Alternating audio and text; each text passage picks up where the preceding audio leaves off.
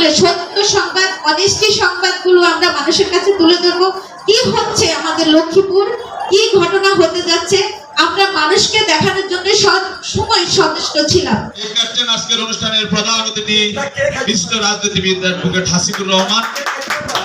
আমার বোন ইটিভির সাংবাদিক নয়ন সম্পর্কে অনেক কথা বলেছেন, আমি তাকে ধন্যবাদ দেন। সাংবাদিকদেরকে বলা হয় সমাজের চোখ, আর সংবাদ মাধ্যমকে বলা হয় সমাজের দর্পণ।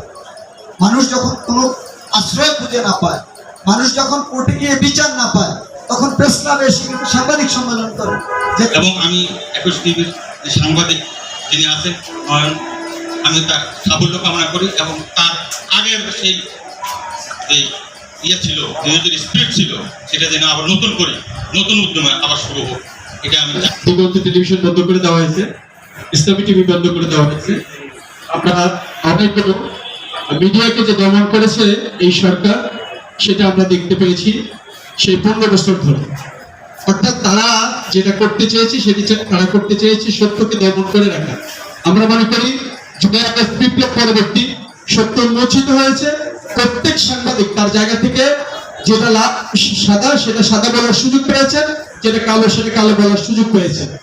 এই রক্ষণশীল এলাকাতে একজন নারী ফেরদৌস বেগম নয়ন, আমার মনে হয় বৃহত্তর নোয়াখালীর ভিত্তিতে একজন নারী সাংবাদিক হিসেবে সে সর্বপ্রথম লক্ষ্মীপুর। বাংলাদেশের এই ফ্যাসিস্ট সরকারে অত্যন্ত গভীরে বিভিন্ন অনিয়ম, পেশিবাদী চরিত্রকে উন্মোচন করতে গিয়ে এই 21 টিভি বাংলাদেশে একটি নবদিগন্তের সূচনা করেছে বলে আমরা মনে করি।